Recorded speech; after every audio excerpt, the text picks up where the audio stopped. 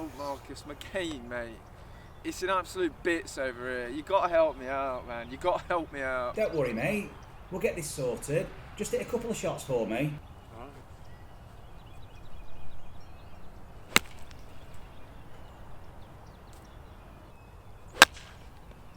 Oh, God, Robin. You tried taking up a different sport, Robin? Tried that already. Just shift your pressure a little bit earlier, Robin, and externally rotate that left hip. It'll just clear everything out the way for you, mate.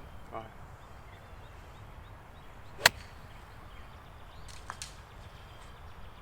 Didn't work, man. Just shift your pressure a bit earlier, feel that torque from the ground, keep your centre of mass back, and just use the snap of the club. But keep your mind on the shot, mate. It's all about the shot. Just let it all happen. Alright. Seems simple enough.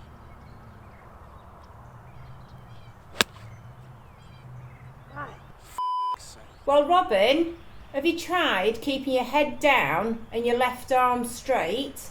No. I haven't tried that. I haven't. Bloody hell, Ellen. Why didn't I think of that? Well, it was pretty obvious, really. You're a genius.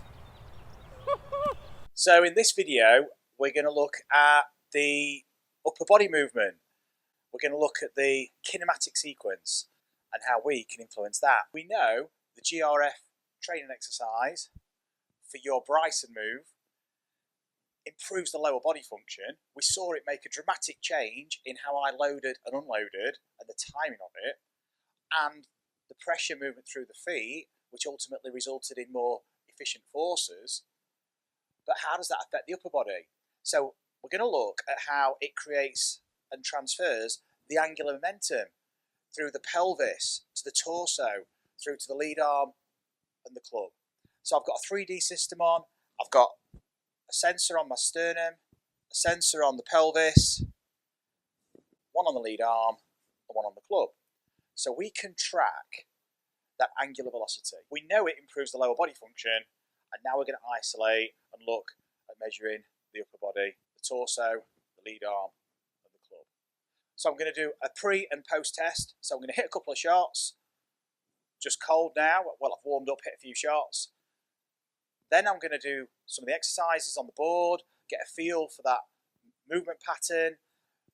But when I say a feel for it, my interpretation of that, how I'm using the board in my own unique way. We'll all use it in our own way. It may look similar, but it's done in a way that is unique to you. So the way that you create the forces, your joint actions and your movement patterns will be slightly different to mine. They've got to be. We're all different. The overall movement might look the same, but it's going to have a different effect throughout the whole system. But it should improve the transfer of that angular velocity through the system. So I'm going to hit a couple of shots now and get a couple of captures, and then we'll take it from there.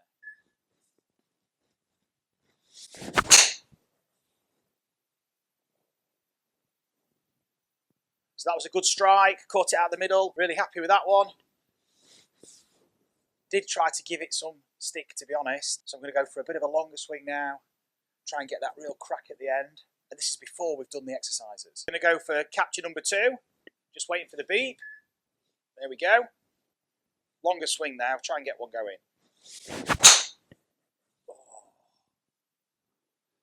So I really tried to give that some. Got a bit of a fade. So they're kind of a couple of typical drives. One was pretty straight, one was a bit of fade. The first one was really out the middle, second one was a bit off centre. I made a slightly bigger swing, tried to go for it a little bit more, but we'll have a look at the data in a second. What we're going to do now is we're going to perform the GRF Infinity training exercise to tap into that lower body function and see how we can optimise the kinematic sequence from the pelvis through to the club. And see what effect it has, improving the lower body function, generating much more effective ground reaction forces, and what effect it has on the transfer through to the club. Because it's okay creating these forces, but we've got to transfer them to the club. But by combining a couple of exercises in the training system, we can encourage that upper body movement so we can transfer that speed through to the club head. The first exercise we're going to look at is looking at the external hip rotation. And to help us achieve that, we're going to use the board in the heel-toe direction on the trail foot,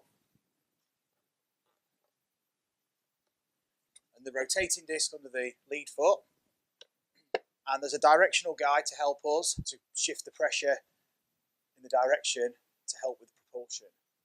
So it's going to help us create that correct movement pattern from the ground to generate as much ground reaction force as possible, but more important, it's going to allow us to create the correct stability mobility patterns through the lower body. So first of all, we're going to get used to the board, rock the board from heel to toe with the trail foot, and at the same time rotate with the left foot.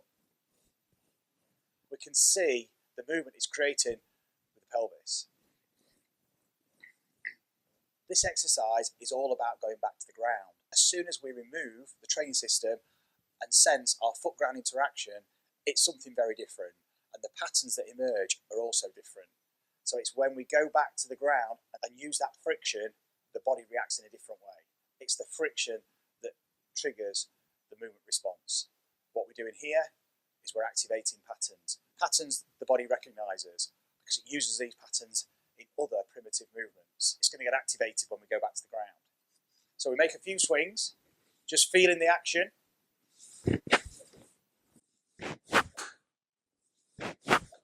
Going to go back to the ground. A couple of practice swings.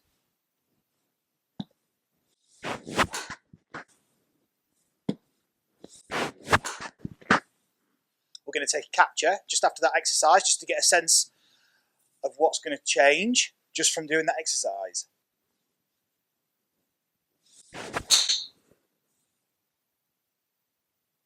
Different sound for starters.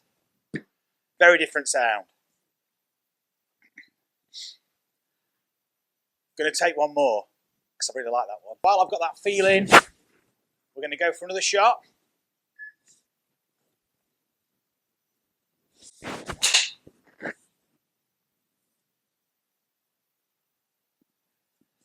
Felt quite different. Really did feel different. It's going to be interesting to see what it looks like on the 3D. And now we're going to introduce another exercise to help with the timing. So we're going to use the board in the horizontal direction. Going to take the guide off. And we're going to use both rotating discs. Now I'm just going to get a feel for the extension and the flexion and the timing of it.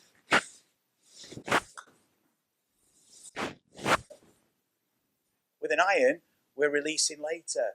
With a driver, earlier. So we use our vertical forces earlier because as soon as we start to go vertical and unload, we start releasing the club. So we do it earlier with the driver. So this is going to help now time that movement I've been training.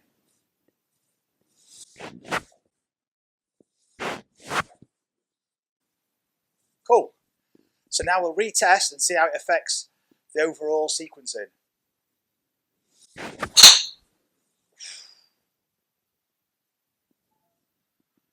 Different sound again.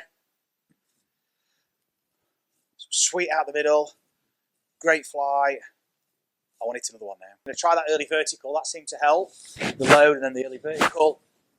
Using that hip movement.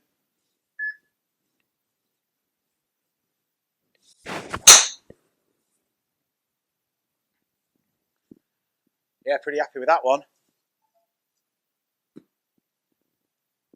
Let's see what difference it's made. Looking at the transformation through those exercises, we're going to look at the transitioning of the pelvis and the chest and the lead arm, how we are storing energy to release. So we can see from the first capture, the time in transition between the chest and the hips was 25 milliseconds. That's what we can see as chest delay.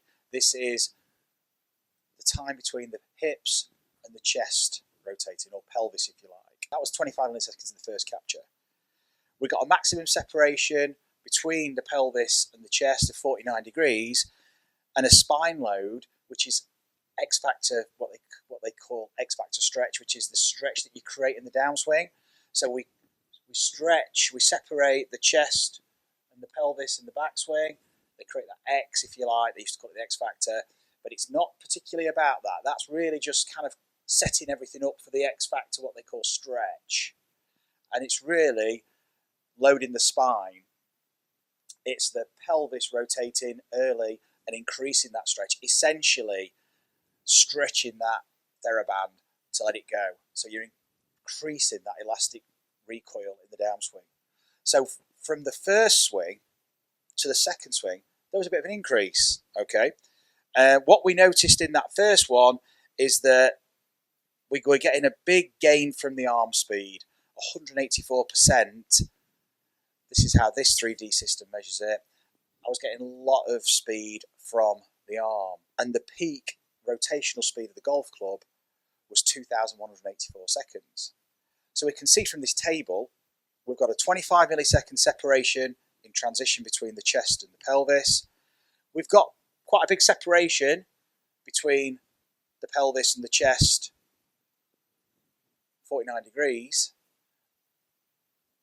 which increases in the downswing by a degree. That's the spine load. So the X factor stretch wasn't really that prevalent in the first swing. I wasn't really creating any real separation in the downswing to add to that elastic recoil. After that first capture, we did the exercise. We looked at how that right foot propulsion drives that hip rotation to create that pelvic couple. And it was quite evident. Suddenly, the peak rotational speed of the pelvis now is 426 degrees per second. So we've increased that rotational speed of the pelvis. The chest delay has increased 50 milliseconds. So now we've got in transition, we've got the pelvis rotating earlier. The chest is firing later, if you like. Didn't get as much separation, only 33 degrees, so probably didn't rotate as much with my rib cage in relation to my pelvis on the way back, but the spine load increased by 7 degrees on the way down. And it's that spine load, it's that separation on the way down that creates that elastic recoil to transfer that angular momentum to the club. Essentially, you're creating more speed and transferring it more efficiently. It's a more dynamic, ballistic action. So the pelvis speed is up, the spine load's up, and the chest delay's up. What's dropped as well is now I'm getting less speed from my arms, 166%. So now we've dropped the arm speed. So we're starting to get more efficient speed transferred from the body. The final capture, after we've timed the flexions and extensions to enhance that vertical force, is quite evident, because now we've got 60 milliseconds of delay between the pelvis and the rib cage, or chest if you like. Maximum separation on the way back, 45 degrees between rib cage and pelvis, so more rotation. Notice in the exercise we use the rotating discs under both feet, and particularly the right ankle, so I was allowing my body to rotate more from the ground up. I got more pelvis rotation, I got more rib cage rotation.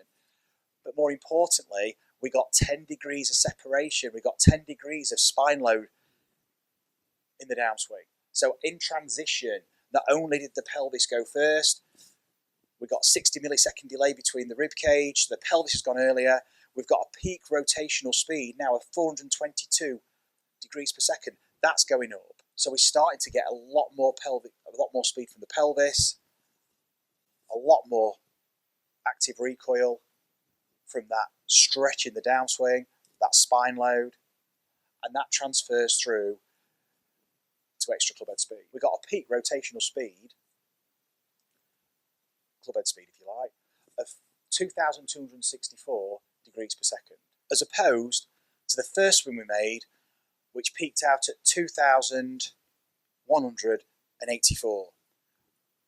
We then got an increase in the clubhead speed to 2,195 degrees per second. And finally, with a combination of both those exercises, we got it to 2,264 degrees per second. So we're seeing this incremental increase. We're seeing a change in the dynamism of the transition, the delay between the hips and the rib cage, hips, i.e. pelvis, rotating earlier. So we're seeing an increase in that stretch potential in transition, which creates an active recoil when we unload. So when we unload, we recoil, and that is transferring that speed to the club. So we timed the flexions and the extensions to fire the pattern, sequencing at the right time to see this increase in speed. So without all this technical gear and without these measurements, we know that by using the GRF Infinity training system, not only does it improve how you use the ground, it improves how you're utilising that pressure and creating those ground reaction forces, but it's also improving the upper body kinematics. We've seen a change. Now, with a player who plays regularly, who's got very, very habitualised patterns and plays to a fairly decent level, okay, I'm not saying I play to a great level, but I've been playing a long time, it's marginal gains. So I'm seeing incremental gains. The spine load, that's a huge gain for me. That is huge. Because not only did I rotate and create that separation in the backswing, I increased it in the downswing. And it's the downswing that's the golden move. And it's those exercises that were targeted for that transition and that release. And that is the magic move. And that's how I can tap in to that Bryson move, but in my own signature style. So it means something to me. I can feel that. I know, I understand the forces that I'm creating and understanding how I can use them and apply them in a meaningful way with my swing. So the movement I'm making is recognisable, and I can identify the changes in my movement. There's a recognisable difference in my sequencing. So using the board taps into this.